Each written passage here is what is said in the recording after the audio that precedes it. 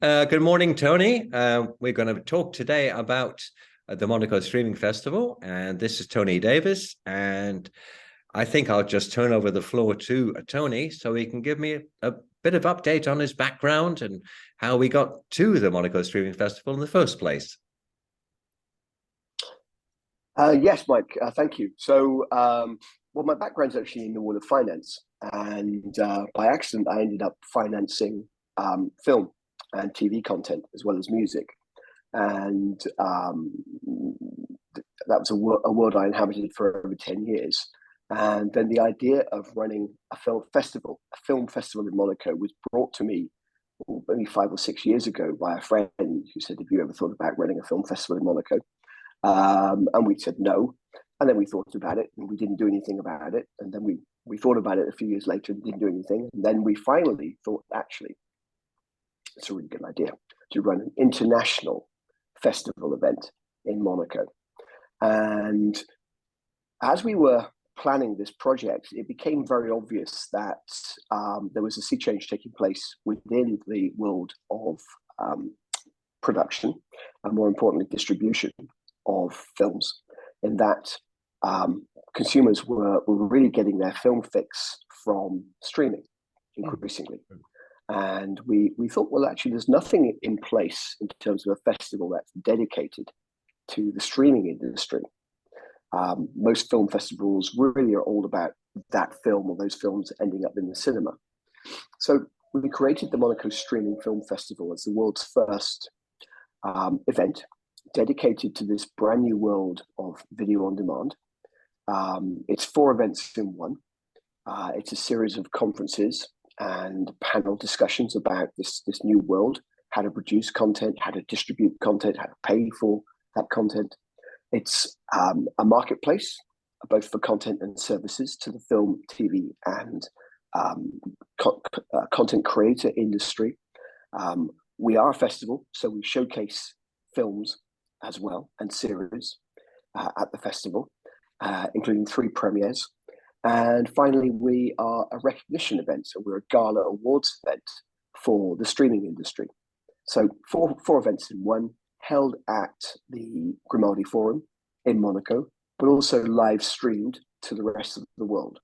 So that is the Monaco Streaming Film Festival.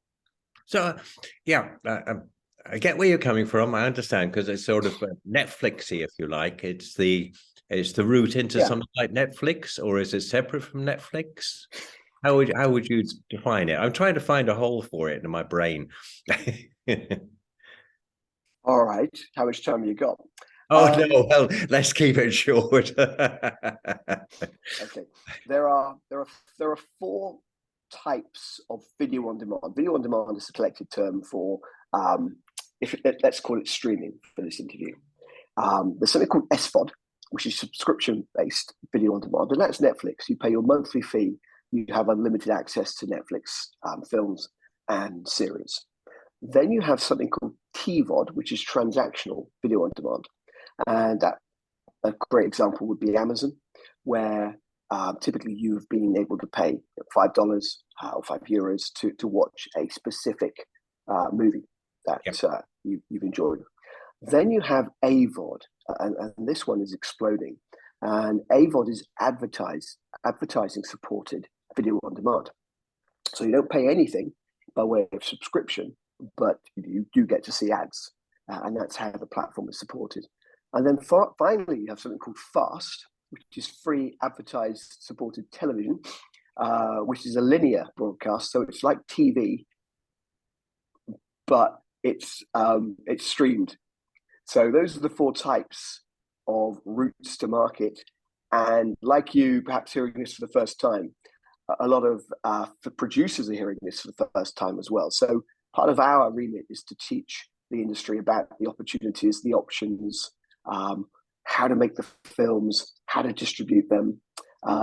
It's very different to the old basis of, I'm going to make a film, I'm going to try and get it into the cinemas. Everything about VOD is completely different.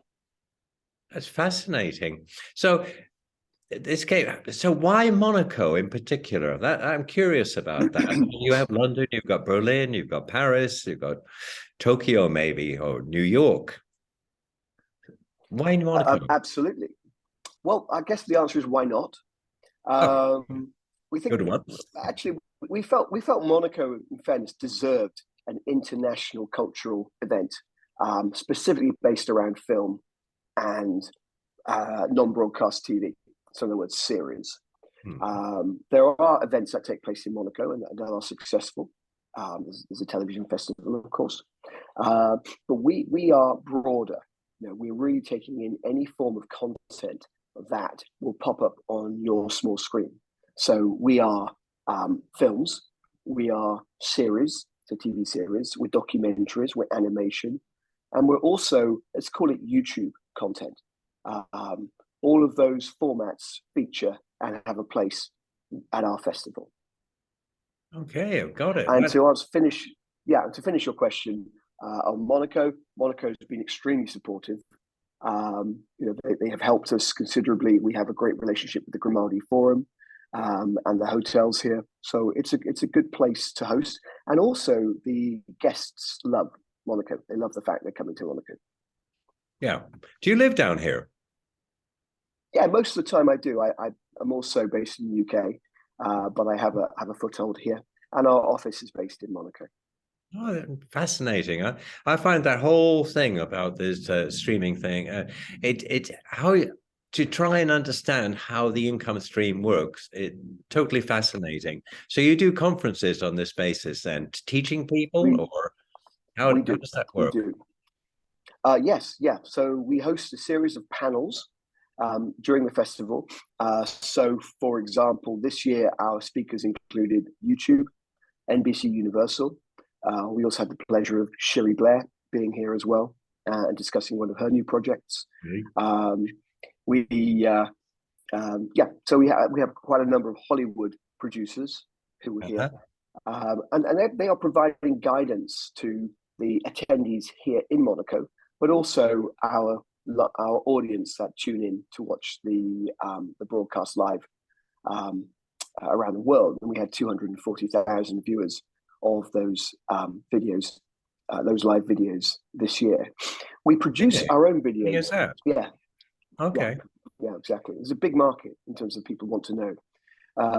We have some excellent speakers who you would love to listen to because they understand the space. They've got significant history within this area. For example, Nick Sells from YouTube, major contributor to the space. He was one of our guest speakers.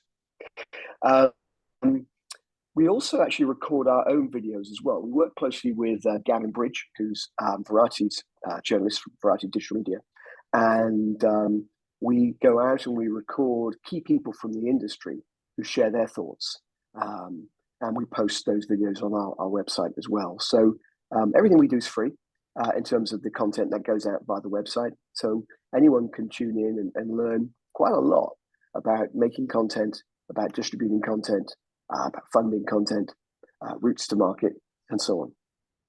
That's fascinating. It sounds like a go-to site for any movie producer. We hope it. Well, that's the idea. So how does it compete with the rights? There's one in, the name escapes me at the moment, in Cannes. There is the, digital rights one. There's sort of a conference thing. Does it compete with that, or is it part of that? No, it's separate, but it doesn't compete. Midam. Yeah. Okay. No, it's separate. We're quite a separate event, and we don't really compete with anyone. I mean, obviously there are always areas of overlap, but we are specifically dedicated to taking someone who is an experienced producer, but has produced over many years and many times for theatrical, and now is looking at this new model of video on demand, because it is very different in terms of how you finance that project. Clearly distribution, so how that gets to the market, it's very different. And then also we work with new content creators. So let's say someone who's been vlogging on YouTube and now is looking to make their first short film, perhaps, or even their first feature. How do they go about it? How do they finance it? Where do they take it?